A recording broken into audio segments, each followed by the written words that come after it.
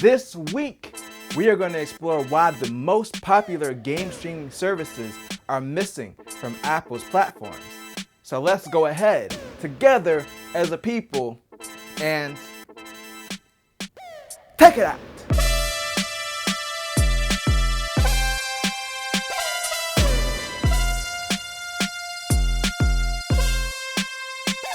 And welcome to another sensational Saturday. This is Mike, and this is Mike Takes It Out. And this week I'm a little bit angry because I have to talk about Apple again. And as a longtime iPhone user, I've been using iPhones exclusively since the iPhone 4.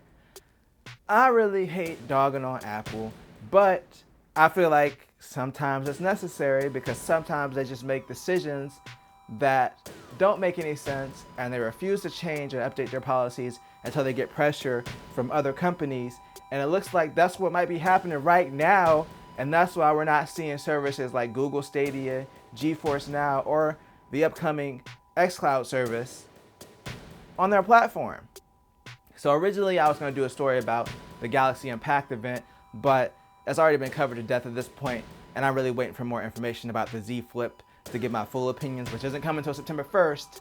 But interestingly enough, one of the things that they promoted on that show was their integration with XCloud, which is not like XCloud is exclusive to Samsung phones. It's available on Android in general, but putting it out there that hey, we have this integration with Project XCloud, Microsoft's game streaming service, that's going to be included with Game Pass Ultimate. And then you look at the Apple side and they don't have anything. So even if it's not an exclusive deal with Samsung, it still kind of makes Apple look bad, and it makes you wonder, why isn't it available on iOS?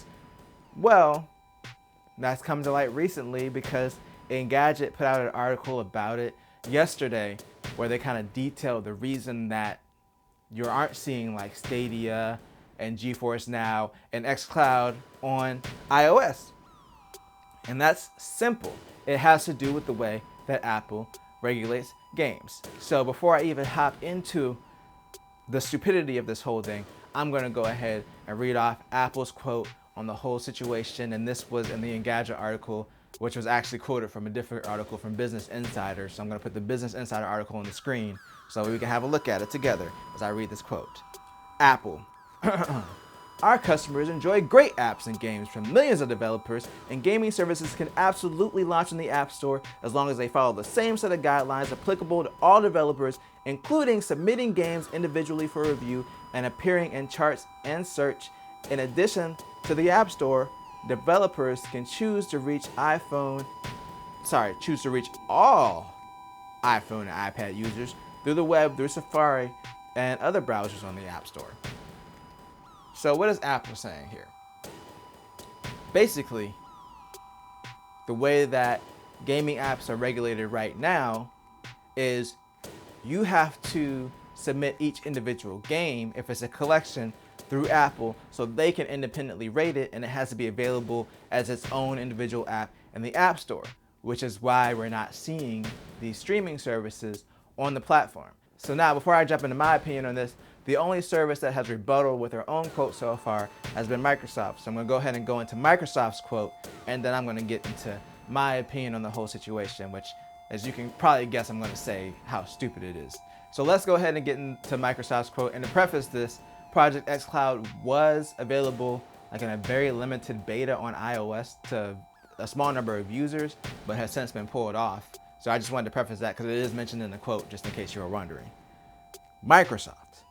Our testing period for the Project XCloud preview app for iOS has expired, and unfortunately we do not have a path to bring our vision of XCloud gaming with Xbox Game Pass Ultimate to gamers on iOS via the Apple App Store.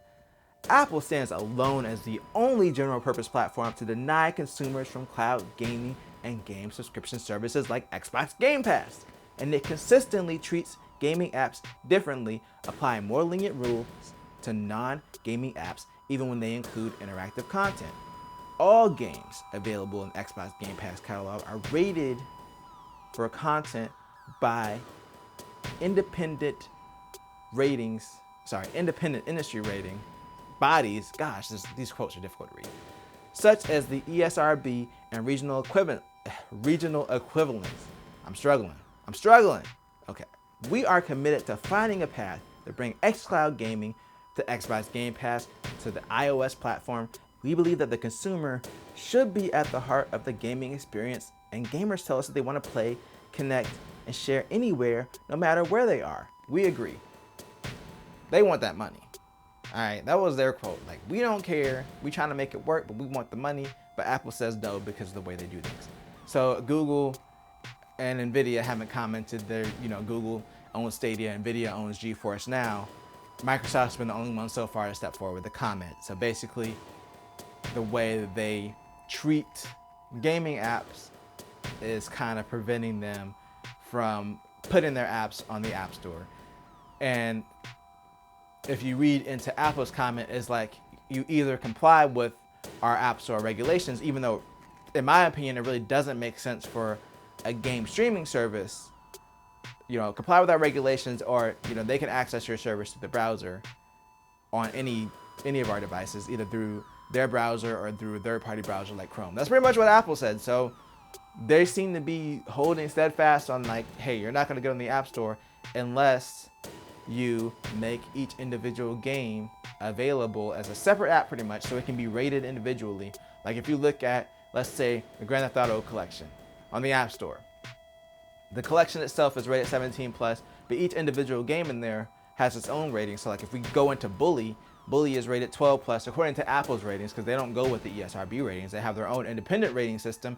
And with that being said, they want each of the games related to that service to be independently rated by them, not based off the ESRB ratings. So even though, like in Microsoft's quote, they said that all the games are on Game Pass are rated by the ESRB, which makes sense because it's either their first party game or a lot of third party games, and all of those, it's not like Steam where some of the games aren't rated. They are being sold on Microsoft's platforms, either on PC or on the Xbox itself. So they're already rated by the ESRB, but I guess that's not good enough for Apple because maybe their rating might not 100% match the ESRB. I don't know, but for whatever reason, they want these companies to put each game as an individual app. Now, the reason this doesn't work is if you think about Netflix, right? These companies are pretty much like Netflix for games. How often does Netflix gain and lose movies? Like, imagine if Netflix was subject to the same kind of treatment that these gaming platforms would be subject to. Like, if Netflix had to post each individual movie as its own separate app that had its own separate rating. So like, oh, I'm gonna download the Stranger Things app so I can watch Stranger Things, and this is rated, I don't know, 15+. Okay, fine. But that would be stupid. There would be like thousands of apps on the App Store just for this one service. And then also think about this, Destiny 2, and I'm pretty sure it's going to be on Project XCloud. It's already on Stadia, and I think it might be on GeForce Now. Their lineups change so much. So what is it going to be? Are you going to have Destiny 2, Project XCloud, Destiny 2, Stadia, and then Destiny 2, GeForce Experience, all as separate apps on the App Store? That'd be really confusing to the consumer, for one, and two, you wouldn't necessarily even need to download the individual apps to play the games because they're available for streaming within the main app. So it makes sense in, like, the GTA collection even makes sense because each of those are individual apps that you can download and play. It's not like you're installing one, hub app and then going into the games individually and streaming them. Like, these are each individual apps you can download, or you can download the whole collection together. But in this scenario where you're not actually really downloading separate apps, and even if you did download separate apps, it'd probably just be a launcher to take you into the overall service and maybe launch that particular game, but you would still be going into the same service or same app, so it really wouldn't even make any sense at all. So what Apple's doing, like, I understand they have these policies set up probably since the beginning of the App Store, or at some point early in its development, but with things going towards cloud gaming, things have changed, and it's really up to Apple to update the policies in a way that makes sense. And I understand, like, I can play devil's advocate for a second and be like, okay, yes, but if you do that, then any app on the App Store, like, let's say this app popped up,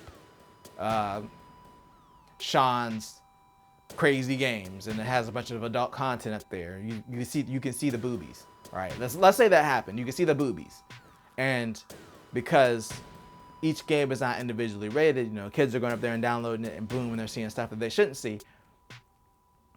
But that doesn't matter because they already allow Steam Link up there, and that itself was a whole battle. It took almost a year for Steam to be allowed on the App Store, and the only reason that Steam is treated differently and not treated like a gaming platform is because technically Steam Link is just accessing your PC, so it's seen as more of a remote desktop app than it is a gaming app, even though essentially it's pretty much doing the same thing as GeForce Now is, except you're accessing your own PC versus accessing a remote PC that Nvidia owns somewhere in some kind of server rack. So that's kind of how they got around it. And Apple's beef with them was they didn't want people to be able to buy games through Steam Link, and Steam had to cave on that. But the fact that they would even treat Steam Link and something like XCloud as two different services when essentially they're both just streaming games is completely stupid.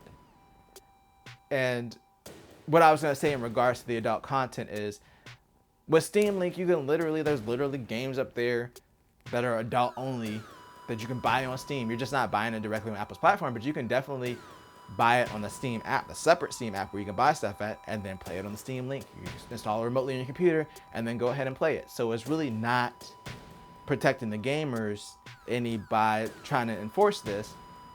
If you're really worried about it, to me, the easiest solution would be any of these apps are just going to be rated 18 plus.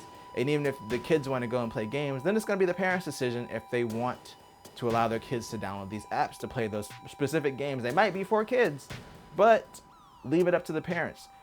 Don't take it away from everybody because you're worried about, there might be adult only content or unrated experiences. And just like most of those online games, when you go online, like Call of Duty, it's like these experiences aren't rated by the ESRB because in reality, you can't, like any game with voice chat, you really can't regulate the experience that much, or any kind of text chat, and chat in general. Any way for people to interact with each other, you can't rate that experience, and there's just so much you can do because people are going to be playing stuff online through these streaming services, and either way, even if you rated each game, you can't rate that online experience unless you just mark it as 18 plus, which at that point, just mark the whole app as 18 plus. Even if you wanted to put a blurb up there saying Apple is not responsible for these experiences, that's fine, but you can't treat streaming services like you've treated other games in the past because it's not the same thing. You're not downloading an individual app for each of these games, and if you were, it would be really stupid. Anyway, that's going to end my rant, and that's the reason right now why you're not seeing XCloud or Stadia or GeForce Now on iOS and they're available on Android. That's the whole reason. It's because of Apple's outdated policies.